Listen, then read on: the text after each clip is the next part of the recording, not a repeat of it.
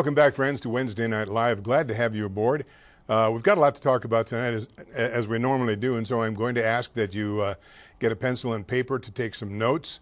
There's some things you're going to hear that you may not want to hear, but as you know, I'm not politically correct. I'm not in the mainstream of trying to lie to people about what's the happy, wonderful world that we live in, especially when it comes to Islam, the Muslims, and the jihad. So we're going to talk a little bit about that because it's very topical right now. Whether you take the newspaper or not, the so-called newspaper, it's on everybody's mind what's going on here with the local Muslim students, not to mention the local Muslim population, which is growing. So, but before we do that, let me do as I do every week at this time and remind you about Compassion and Hope Pregnancy Center. Compassion and Hope Pregnancy Center is a Christ-centered nonprofit ministry offering life-affirming alternatives to abortion and compassionate care to those who face pregnancy and abortion-related issues. It's very, very straightforward. It is the exact opposite and the antithesis of everything Planned Parenthood. It is all about life. It may be, sadly, it could be your daughter. It could be your granddaughter. Maybe she's gotten herself in trouble, as we used to say, and she needs help. Occasionally, the folks over there have to deal with young women who have actually been kicked out of their home because their parents are upset, angry, embarrassed, whatever it is. Compassion and Hope is about preserving the life of the child and helping the mother through what could be some very difficult times. So won't you please call them? Now remember, if you're out of state, our state has only one area code at present, 208. Call 478-HOPE. They're a very small organization, a paid staff of one and several volunteers. They could use your help financially or any other way you can think of. Call them at 478-HOPE. Give somebody some hope, show some compassion. You'll be pleased that you have done something worthwhile. God will be happy. You just may be the reason that a life is spared, and God will bless you. So please, Compassion and Hope, 478-HOPE. Well, now, there's no place you can go in Pocatello, and Pocatello is becoming nationally and somewhat internationally, I don't think infamous is the correct word because I think of it in more positive terms. We're becoming famous. We're becoming famous for a number of reasons. One of them was an article. It was in the New York Times recently, and it was talking about some of the problems that we're experiencing locally with having, well, the numbers change. It seems the numbers change depending on who's doing the reporting and what point they're trying to make. Now, let me make a point here. This whole rhubarb that's going around right now about the Muslim students are upset because they feel like they're being picked upon, that there is antipathy toward them, or however you want to characterize it. This, in my eyes, is the same stuff that the Idaho State Journal and their liberal left-wing progressive friends did with the LGBTQ. Do you remember a couple of years ago, before they rammed that thing down our necks and in the whole state and other cities, there was no such thing as an the gay lesbian thing. I'm getting ahead of myself here.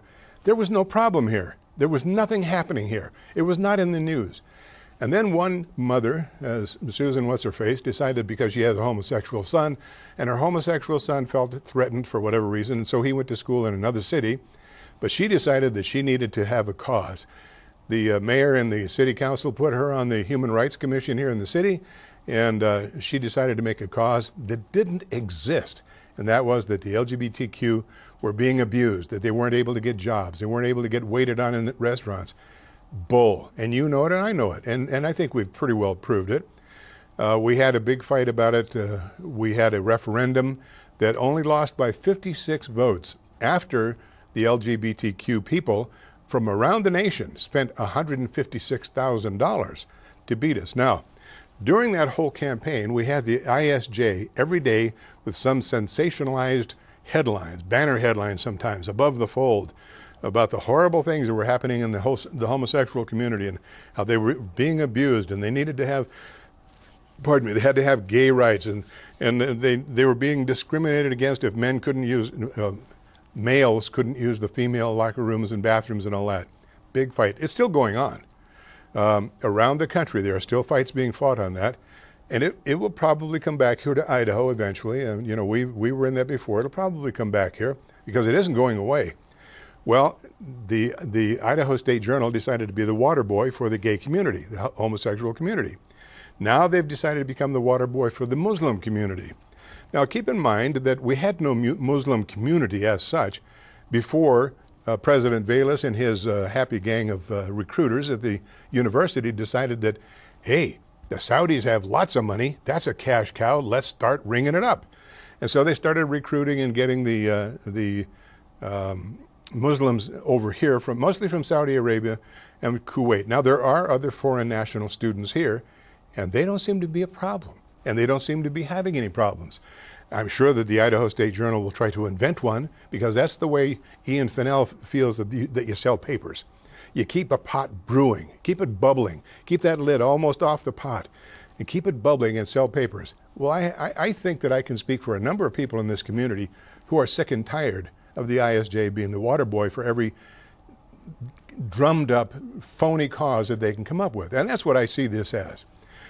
There have been, well, I'm going to get ahead of myself again. Let's talk about what actually is happening. Now here's, this is an older article, so bear with me. This is actually going back to January 30th. My wife found this when she was going through internet trying to find some information I was looking for. It's a little bit outdated, but let me just share this with you and you'll see the point of it. It says, Judge bars Chobani Yogurt's false advertising campaign. Now you remember Chobani Yogurt is a company that I guess they're national. They have a factory in Twin Falls where they have a large number of Muslim employees, and they're bringing in more. And they have made a statement that they plan to bring in more. And the community in Twin Falls is not entirely on board with that, but too bad. The mayor wants it, the city council, I guess, wants it, the governor wants it, and they're going to have it. And that's the way it is. Same as what we're having here. The university, which is the major employer for this whole area, needs a cash cow because they're losing students. Last year there was something, and it was reported in the ISJ. I think they lost some 500 students that went to BYU in Rexburg. So that was a large portion. So they're making up the difference with the cash cow known as Saudi and Kuwaiti students. But there are a lot of problems with that, not the least of which is a language problem. A lot of them don't speak or are not literate in English, and yet they expect to get an engineering degree. But I get ahead of myself. So let's go back. And as I shared with you before, there are other yogurt brands out there that are better than Chobani. Yoplait comes to mind. I don't work for them. I don't get a residual or any kind of a kickback. I forget the other one, Danone. They've been around for years. They have good products. They have good names. You don't need to go to Chobani to support this Muslim owner's idea of bringing the horrors of the Middle East to our country. And that's what this amounts to. It's an infiltration of our nation by people. This guy's a billionaire, came here and set up a business, and I give him credit, he's worked hard. Now, I don't know where his money came from, but he's worked hard, built a big business, and now he's decided to use all of the American freedoms that we have against us, against we the people, if you will.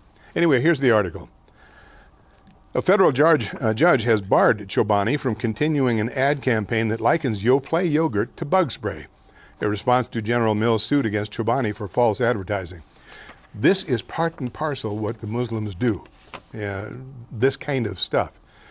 Just because he's doing it as a naturalized American businessman doesn't change it. Chobani also has been prohibited from continuing a separate but similar ad campaign against Danone, another major U.S. yogurt brand. Both preliminary injunctions against Chobani were issued by David Hurd, a judge for the U.S. District Court of Northern New York. Golden Valley-based General Mills has demonstrated it could be irreparably harmed by Chobani's ads, and that the company would have a substantial likelihood of success on the merits of its false advertising claim, Hurd wrote. He came to similar conclusions regarding Danone's claims against Chobani. Chobani, in a statement, said that while it was disappointed with the court's decision, the company will continue, quote, to provide consumers with more information about natural ingredients versus artificial ingredients. A Chobani representative said the company has stopped running the now barred ads as planned within the last week. Chobani, one of the big three in the yogurt business, along with Yoplait and Danone, launched ads earlier this month touting the naturalness of its own Simply 100 Greek yogurt, and claiming that Yoplait Greek 100 contains a pesticide to kill bugs General Mills contends the Chobani family claimed Yoplait Greek 100 was toxic because it contained a preservative called potassium sorbate. And if you look at the label on almost anything you buy, you're going to see potassium sorbate by any company. Hurd wrote that according to the U.S. Department of Agriculture, few substances have the kind of extensive, rigorous, long-term testing that sorbic acid and its salts, like potassium sorbate, have had. It has been found to be non-toxic, even in large quantities. In a statement, General Mills said it was pleased with the court's ruling. General Mills supports fair and vigorous competition between companies, but false advertising only misleads and harms consumers, the company said. Danone, the U.S. arm of French yogurt giant Danone, also said it was pleased with the ruling. Chobani's ads criticized Danone's Light and Fit yogurt because it contained sucralose, an artificial sweetener processed with added chlorine. Sucralose is a commonly used artificial sweetener, particularly in diet sodas, so if you drink a diet soda, you're getting sucralose already, that has been extensively reviewed by food regulators. In responding to General Mills and Danone's lawsuits, Chobani argued that its ad claims about potassium sorbate and sucralose are merely puffery, statements of Chobani's own opinion about the superiority of its own natural products, Hurd wrote. Puffery statements in legal terms can be perceived as sales talk, and the audience can't be deceived by it. Hurd wrote that Chobani's puffery argument is unpersuasive. Chobani said it will continue its mission. Now, it has a twofold mission, but it will continue its mission to call on food makers to use natural ingredients. This is not a marketing campaign, it's a mindset campaign, Chobani Chief Marketing Officer Pete McGinnis said in a statement. General Mills' suit against Chobani was initially filed in U.S. District Court in Minneapolis, but moved to the Northern District of New York, where litigation between Danone and Chobani was pending. So this is the highly touted company that at one point it was rumored that that company may be placing itself here in Pocatello. I'm grateful that we didn't get it. Getting jobs is nice, but if 30% of or more of those jobs are going to go to foreign nationals, especially to Muslims, it isn't all that helpful. So, Chobani. And as I suggested to you before, without just coming short of calling for a boycott, I would suggest to you that you don't need to eat Chobani's products. You can get as good or better products from Yoplait, Danone, and there are other smaller companies that make yogurt, but you don't need to support Chobani. And I personally, and I do like Yoplait and Danone's products, so when I buy them, I will certainly be thinking about not buying Chobani. Now, this was an interesting article that was in the paper recently, and it goes to this whole business about shaping the news in a specific way. I've cut the article down. If you read it, you'll probably think, well, that's not the whole article. I cut out all the fluff to bring you the salient point of this. This was by Debbie Bryce, and it was April 13th. Pocatellan, who said he was severely beaten by 6 men when he left a local bar, has no idea what motivated them to attack him and a friend early Sunday morning. They were leaving the, I think it's called the Central Bar or something like that. Not familiar with it. Adrian Aguirre was still in the critical care unit at the Portneuf Medical Center on Tuesday. His femur was fractured in 3 places, and doctors suspected that internal injuries were bleeding, but as an inactive Jehovah's Witness, Aguirre declined transfusion. Now, here's the part that really got my dander up. Aguirre is Hispanic, but said he's often mistaken for someone of Arab ethnicity, and he's not sure if the attack was racially motivated. He has little memory of the events that took place after he left the Center Street clubhouse at closing time. Now, let me ask you this. How in the world was this business about Aguirre is Hispanic, but said he is often mistaken for someone of Arab ethnicity? He's not sure if the attack was racially motivated. What does that have to do with anything? It has nothing to do with anything. I'm wondering why Debbie Bryce felt it necessary to pull that out and put it in here. The only reason I can think of is the same old garbage that the newspaper likes to do about, rubbing a scab, pushing the envelope, stirring the pot where there's no need for it. The guy got beat up. That's bad. His femur is broken in 3 places. That's very bad. This other stuff here is nothing but pot stirring. It's unnecessary flame throwing, yelling fire in the movie theater. However you want to look at it, it had no place in here, none. But that's the way the Idaho State Journal likes to think of themselves as being really thoroughly investigating anything. And all it is just one more way for the great for hate people and their left-wing, liberal, progressive haters and radicals and extremists to profane the community with their baloney. All right, let's go on. This is from Thursday, April 14th, Leaving ISU, and this is by Sydney McFarland. Sydney McFarland, I don't know where she came from. She's kind of, well, she hasn't been around as long as O'Donnell or Bryce or some of the other people who used to be here, but she has come in and she seems to fit the bill exactly what the ISJ is looking for. State university officials as well as community members are confident that foreign students, specifically those from Kuwait and Saudi Arabia, will remain at the school. This is despite international news reports that the Kuwaiti and Saudi governments will no longer send young adults to attend ISU because current students from the two countries say they are experiencing discrimination and harassment. And my question would be, really? What form of discrimination? What form of harassment? Where is this happening? Who's doing it? Where are these people when this happens? They make these broad brushstroke statements that just keep the pot boiling, but they don't give you any fact. They just make this pie in the sky. Well, they're leaving because they're discriminated against. Now, you may remember, as I do, not that long ago, just a few months ago, when the oil prices hit the tank, and the Saudi and Kuwaiti governments both said that they could no longer afford to send their students to ISU or any other university, and that they were going to be pulling the funding, the stipends that they pay these kids, because they're paying their tuition plus giving them somewhere between $1,800 and $2,000 a month. That's why they all drive Mustangs to live here. And it was the Saudi government and it was the Kuwaiti government who said, we're pulling them out because we don't have the money to support them. It had nothing to do at that time with discrimination or anything else. Isn't it interesting how that now has become the real story? Well, we continue. Pocatello Mayor Brian Bladd said he met with an official from the Saudi Arabian embassy this week to discuss the situation.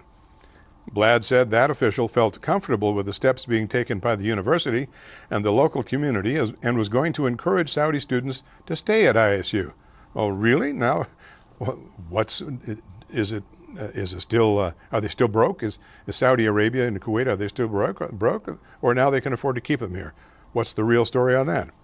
Bladd said the vast majority of Pocatelloans and ISU Middle Eastern students have good relations with each other.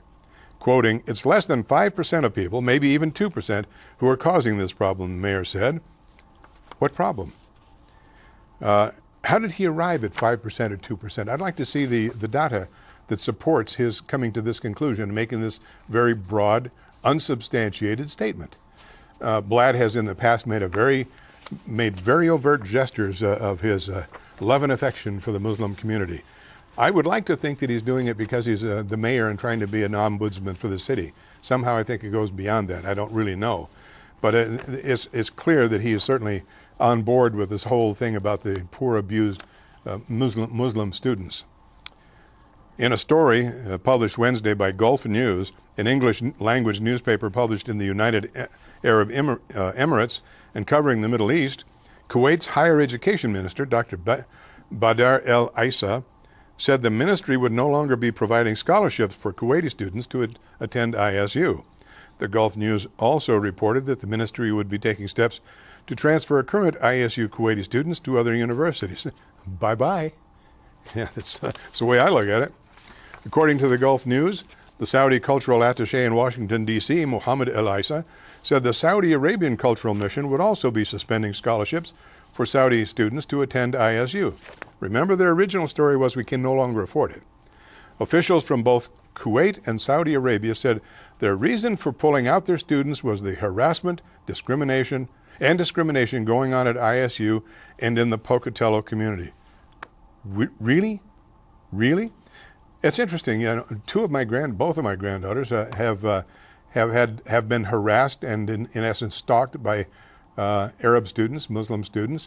A university professor's wife who was attending school there while she was finishing up her program was actually followed home.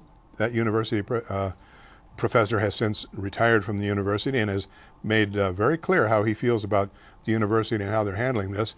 I have had many, and now these are unsubstantiated reports. They're rumors, however you want to do it. Rather like the Hadith that is second only to the Quran in Islam.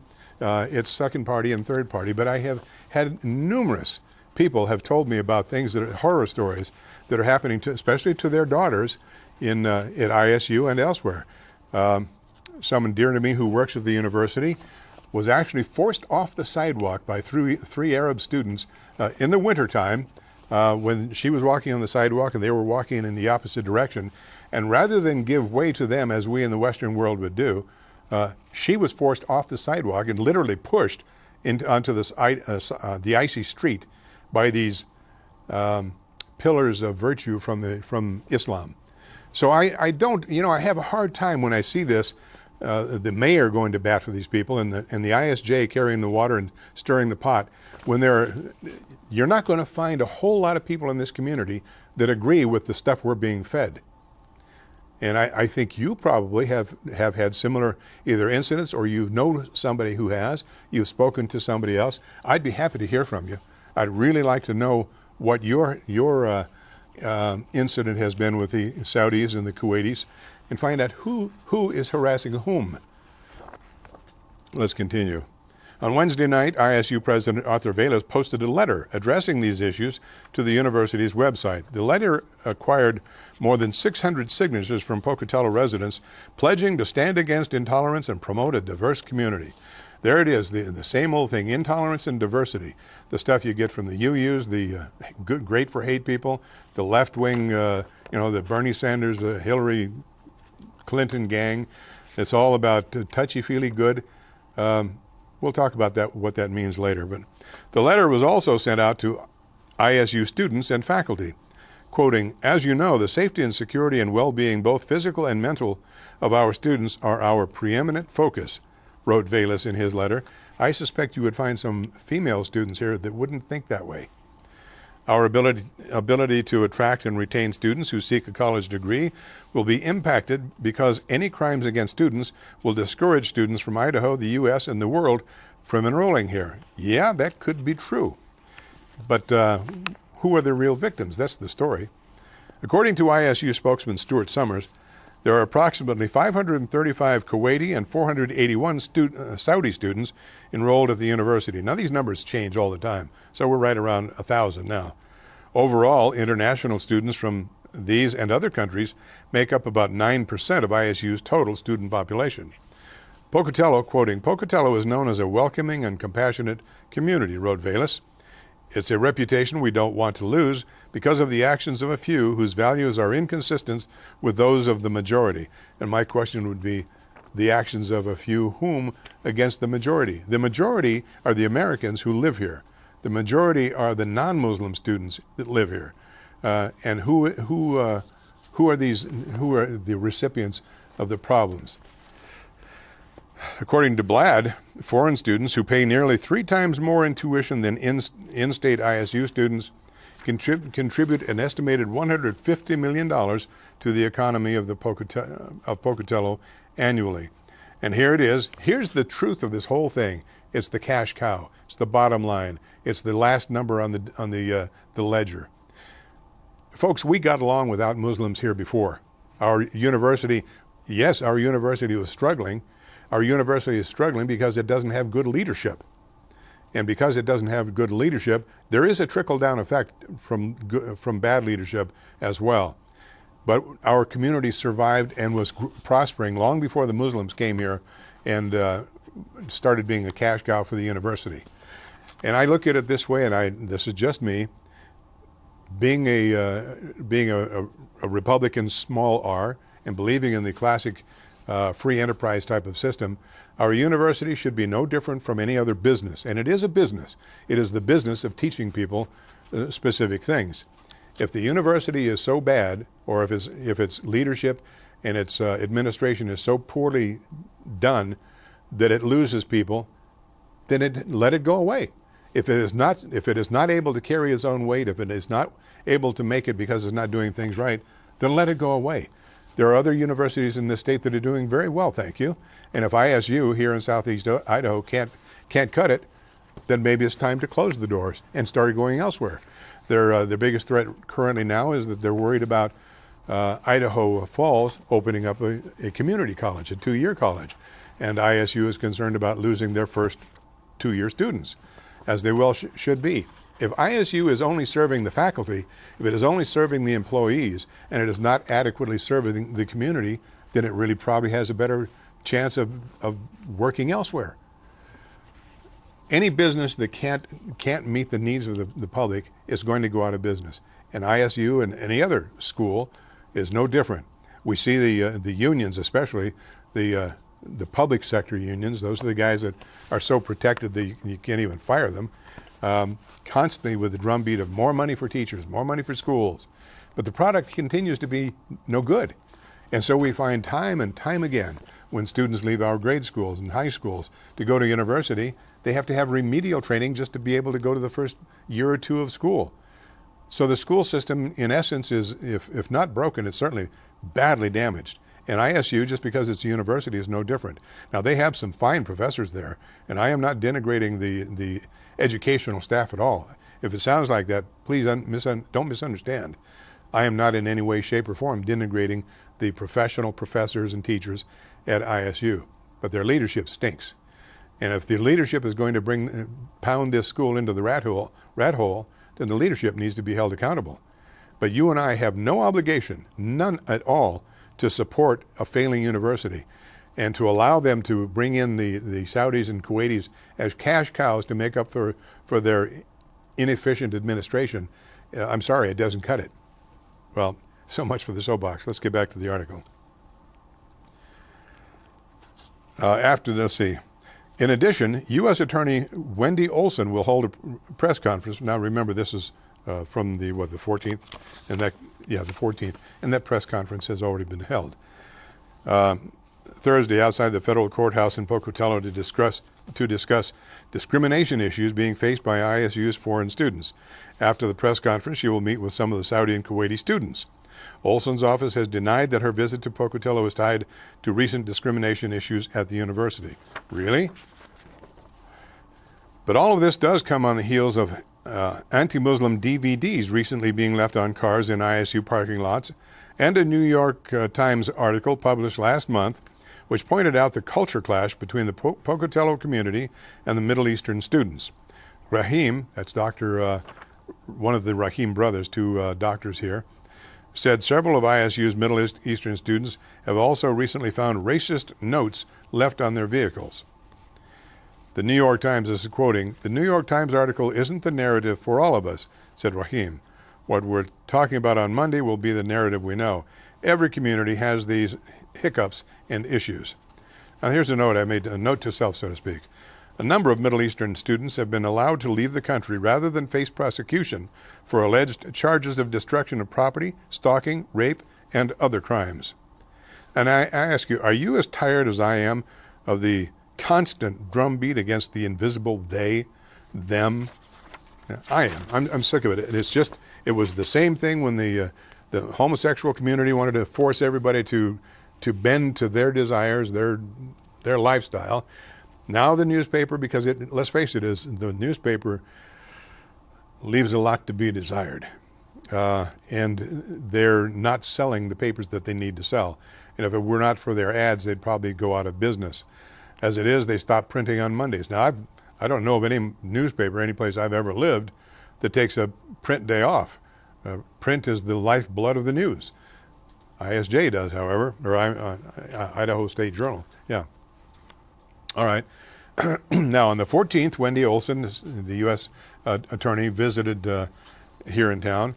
And on the 15th, Sydney McFarland, it's an interesting spelling of the name, C-Y-D-N-E-Y, Sydney McFarland, wrote another article, follow-up article. A day after Idaho State University learned that its Saudi and Kuwaiti students might be leaving because of discrimination, U.S. Attorney Wendy Olson spoke to local media and community members at a press conference Thursday afternoon regarding Islam. And remember earlier, ISJ said they were leaving because of oil revenue. I've already done that. Olson was at the federal courthouse and later met with ISU's Middle Eastern students to talk about discrimination, hate speech, and civil rights, including religious freedom. quoting her, Wendy Olson, "We are here to stand up against backlash against the Muslim and Middle Eastern community." Really? Is that what the Attorney General's office is about? Standing up to a so-called non-existent backlash? What backlash? What are we talking about? What does that mean? What backlash?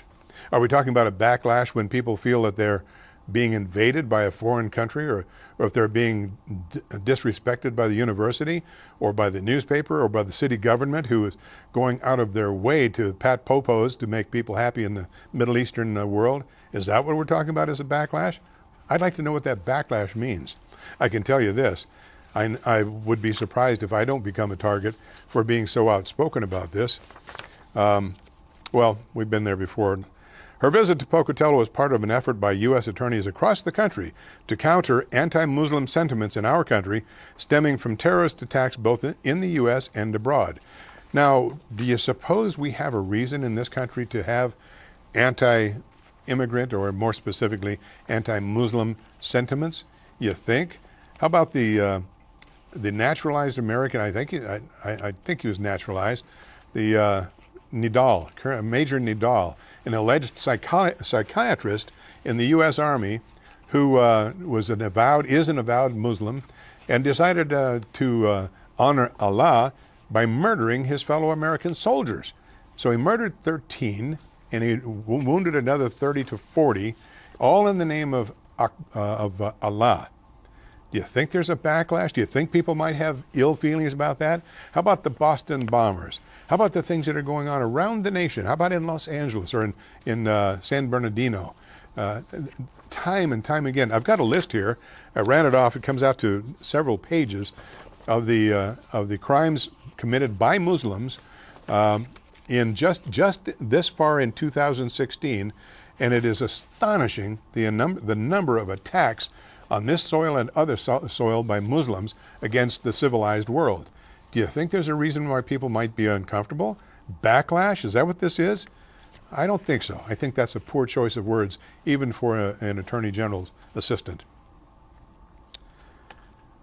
Olson will be returning to Pocatello in May for a community trust meeting to make sure there is trust and open communication between law enforcement and community members. Now, I can tell you, and this here again, this is rumor. I wouldn't say I'm persona non grata in the police department, but there are people there that would rather I don't stop by to chat, even though we've all worn the badge at one time or another. So I don't have inside insights. So I get it as you would, through the rumor mill and over the fence and that kind of thing. But it's my understanding from various sources that many of the field officers, the guys who have to face this stuff, are not all that thrilled with the way the Muslim students comport themselves. Olson said that it has been well documented by the FBI that since the attacks on September 11, 2001, hate crimes against American, Muslim, Sikh, and Arab communities have been on the rise. Really? I wonder why people would be upset about that. Only 3,000 Americans were murdered in the towers alone. Why would people have ill feelings toward the people who did it? And remember, of the 19 murderers that did that, 17 were Saudis. The Saudis have been paying the bills for the jihad for, well, who knows how many years in this country. But remember, Saudi Arabia is the center of all things Islam, in the Sunni Islam. And Sunni makes up 85% of Islam. So Saudi Arabia, and also remember, and we have this cute little mosque here in town, but there is not one single church or synagogue that's been built in Saudi Arabia for I don't even know how many years. It's not allowed. I remember when I was being prepped for Desert Shield, and we were going to be going to Saudi Arabia, and I was going through the line, and I was in the Air Force at the time. We're going through the checkout line where we had to put our stuff out, and I put a little pocket Bible down, and I was wearing it was a crucifix in a Morgan David, so it was both the Jewish symbol and the Christian symbol. I had it as a necklace, whatever it is, put it down, and the staff sergeant working there took these and was putting them in a bag, and I asked, well, what are you doing? She said, oh, well, you can't take those to Saudi Arabia with you. I said, what do you mean I can't take those? That's my Bible, and that's my necklace, my affiliation with my God, the God of Abraham, Isaac, and Jacob. Why not? Well, the Saudis are offended by Christians and Jews coming in here and displaying themselves. Really? Well, let me offend them with this. I'm not going. There was a little bit of a dust-up over that, but I prevailed. But that it makes the point. Here we were and have been protecting the Saudi bacon for years, so that we could, buy their oil. It's not like we were taking their oil. We're paying them premium dollar for their oil, and then they use it to set up thousands of mosques in our nation, thousands of madrasas. They have training camps for jihadists in our nation.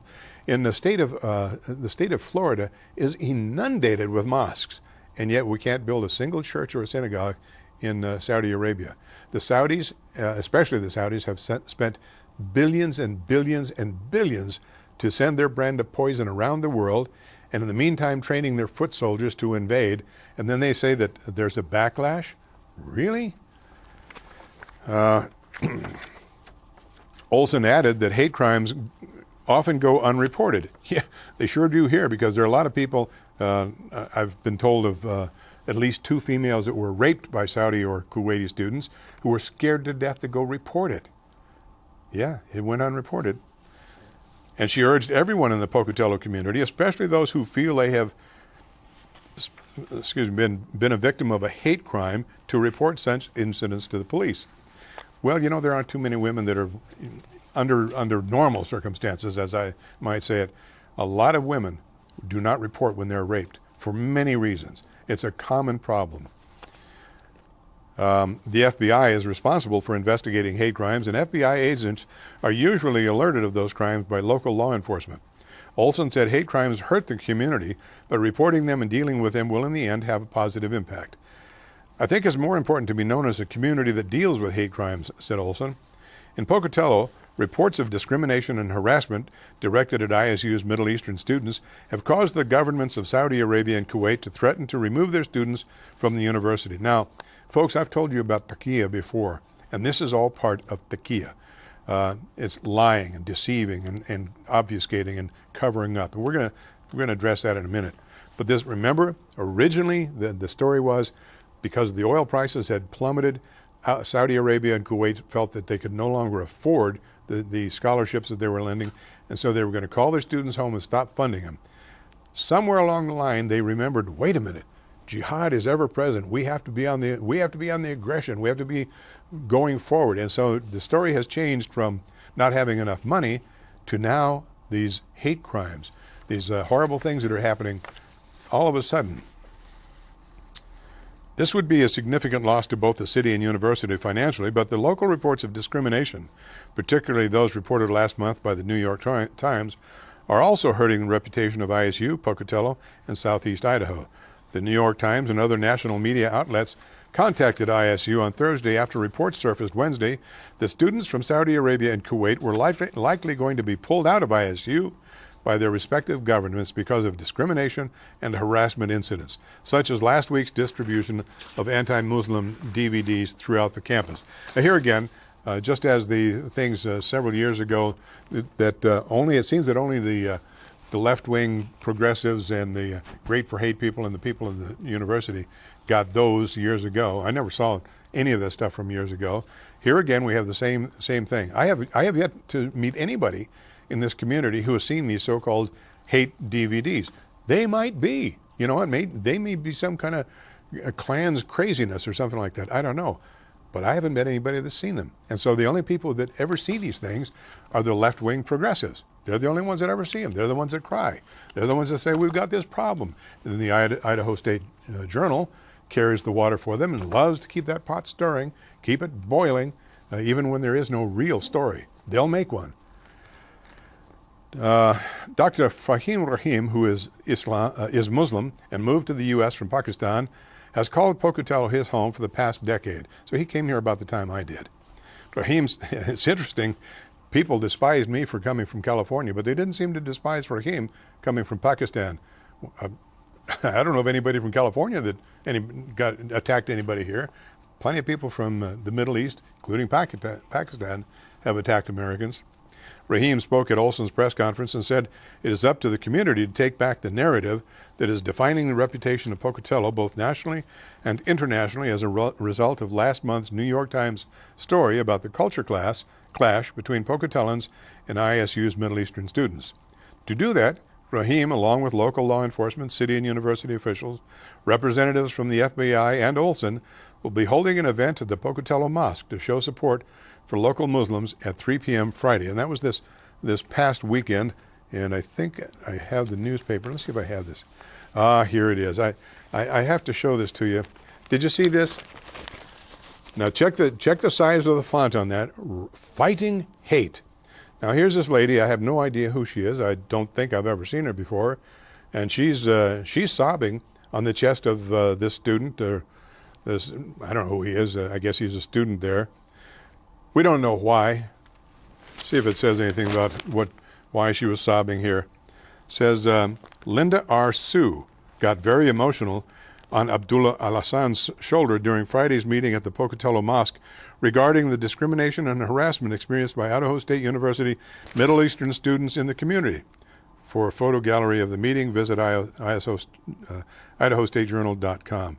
But she's in full cry, so to speak, and this is the stuff we've been getting over and over and over. Amid reports of racism and stabbing, Pocatello tells Muslims they're welcome here. Yeah, they are.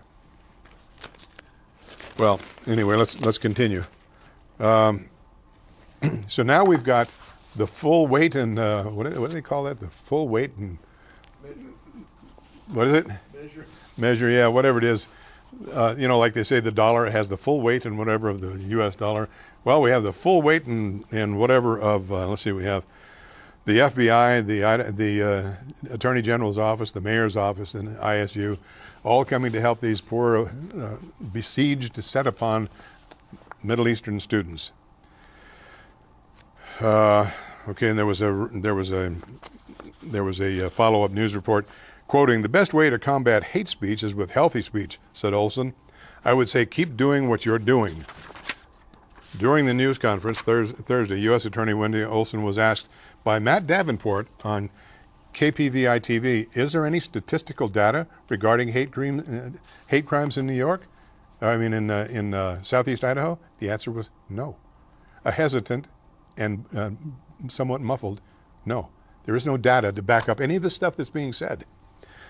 Question: was there a specific event that caused you, Ms. Olson, to come to Pocatello? Answer: no. Really? Since when did Pocatello become a destination for anybody, including the assistant U.S. attorney? So why did the U.S. attorney come to Pocatello? Was it to investigate reports of criminal activity by Muslim students, some of whom were sent back to their country of origin rather than face prosecution here? Was it an answer to the rumors of groping and or rape of some female students? Excuse me.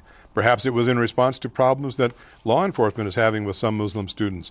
Or probably more to the point, it was about protecting Muslim students from non-existent threats from the community. Perhaps it was meant as a warning to anyone having the chutzpah to notice that Islam is incompatible with Western civilization and to speak out.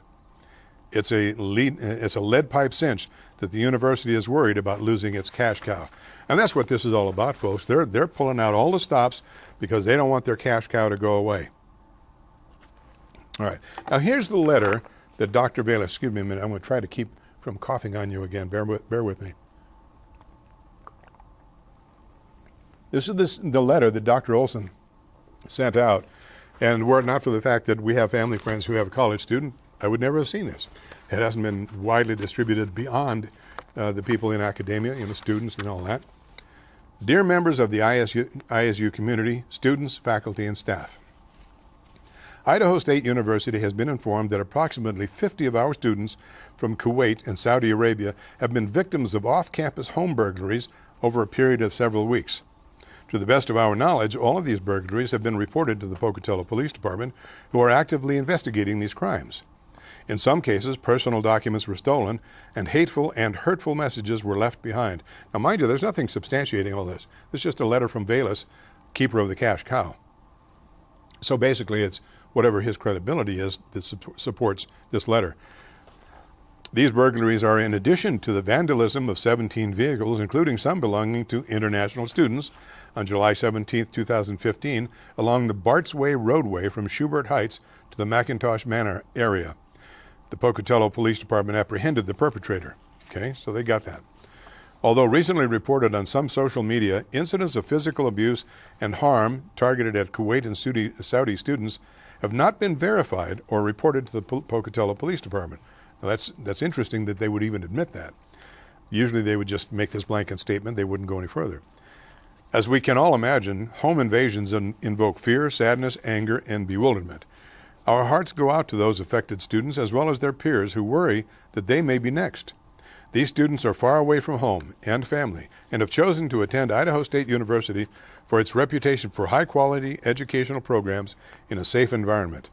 As a result of these crimes, some of our students are seriously considering leaving ISU and Pocatello. Really? Nothing to do with the oil prices, nothing to do with the supposed money being taken away from the students by their governments. This would be a devastating loss for our community and would earn us an undeserved reputation for discrimination, bias, and racism. You know, we never had that reputation in this city until Susan Matsura decided to make a cause célèbre of the homosexual community. That was the name I couldn't think of earlier. We never had a reputation as being a racist community or anything else. We weren't a so-called homophobic community. The problems didn't exist. She invented that one, now they're inventing a new one. Same people are involved. As you know, the safety and security and well-being, both physical and mental, of our students are our preeminent focus. Any harm to our students impacts all of us negatively by diminishing the quality of our life, because how can any one of us feel safe if others are in jeopardy? Our ability to attract and retain students who seek a college degree will be impacted because any crimes against students will discourage students from Idaho, the U.S., and the world from enrolling here. And lastly, harm to any person impacts our humanity. Pocatello is known as a welcoming and compassionate community. Mayor Brian Blatt has been meeting regularly with international students throughout his tenure to ensure that they feel welcomed and any concerns are heard. It's a reputation we don't want to lose because of the actions of a few whose values are inconsistent with those of the majority. And I find that I love this. The values of a few are inconsistent with the majority. Well, are we talking about the Middle Eastern values? Because they're certainly inconsistent with American values. Continuing. In Pocatello, we care about our neighbors, and we're all neighbors. Let us join together to demonstrate to the world that Idaho State University and the city of Pocatello are communities whose 21st century values reflect intellectual and creative endeavors and achievements, care and concern for the individual, and appreciation and support for diversity in its many forms. And there's that old D word again, diversity. Most importantly, please help us reach out to our international students, especially our students from Kuwait and Saudi Arabia, in other words, the cash cow. Let them know that we want them to stay. In the ISU Student Handbook, I remarked that in addition to being scholars in the classroom and laboratories, our students are making a difference both here and abroad. Our international students will carry messages home about what America and Americans are like. Yeah, they're weak, they're flabby, and we can whip them. Many will become important business and civic leaders who will influence others' perceptions of America. Yeah, we've seen that. The jet airplanes in the Twin Towers comes to mind. All students and or educated people. If you're a student and need assistance, please contact the Vice President of Student Affairs Office, Academic Affairs, Student Affairs, and the International Programs Office are here to assist and support all of our students. Thank you for being a member of our caring community. Best wishes, sincerely, Arthur C. Bayless, Ph.D., President. Save the cash cow. Now, keep in mind about those 50 burglaries. And let's see if we can find, okay, a follow-up article on April 14th. And I don't know when that Bayless article came out. Before I do the follow-up article, let me share with you, because time is running out and it takes a little time to read it. In this last Sunday, April 17th, in the Insight edition of the Idaho State Journal, Martin Hackworth, retired professor from the university, wrote an interesting letter to the editor. I couldn't pull this up on the internet because the ISJ blog has gone blank. I guess they don't want anybody to be able to copy their letters. So I'll just read it out of the newspaper. And I'm quoting this, remember, it says, "You screwed us. No, you screwed you. Don't invent stuff." That's the insider. I don't know what that is. In a calamitous decade at Idaho State under the leadership of Arthur C. Bayless, the university has managed to go from not excelling at much of anything to excelling exactly at one thing, controversy. Let's examine the litany of controversies ISU has faced under Velas. His administration's first problem-solving exercise was to dissolve the faculty senate, not once, but twice. Then, donors who balked at the heavy-handed and maladroit style of ISU management were shown the door. Local students were slackers for not paying enough tuition and fees. There was the unacceptable historic home for a person who barely spends time here. What he's talking about is Velas, that group that wanted to build a new $1 million home for Velas because he didn't think the house that he has down on, was it on 7th Street? Beautiful, beautiful place. Wasn't up to the standard of a president of a university of the stature of ours. Let's see if we can pick up. Recently, it's been the selfish local media community who've been chided to get on board with a questionable medical school. And now it's all the rest of us for failing to roll out a sufficiently generous red carpet for a specific group of problematic international students. Evidently, the only thing preventing ISU from becoming the great, truly wonderful place envisioned by President Velas is figuring out how to run a university without faculty, donors, domestic students, professional partners, and community members. In terms of crisis management, ISU administrators seem to excel only at passing the buck. Nothing is ever their fault. As each day passes without finding Bigfoot, I'm sure that we are all being blamed for not believing hard enough. This week we found ourselves in the middle of an international controversy over the alleged mistreatment of Saudi and Kuwaiti students in our community. The scapegoats this time are the New York Times, the Idaho State Journal, and the community itself. The Times piece was hardly a screed against either ISU or Pocatello. It simply laid out the problem. It was also great reporting. I was happy to be quoted in the piece and stand by it. But wait, there's more.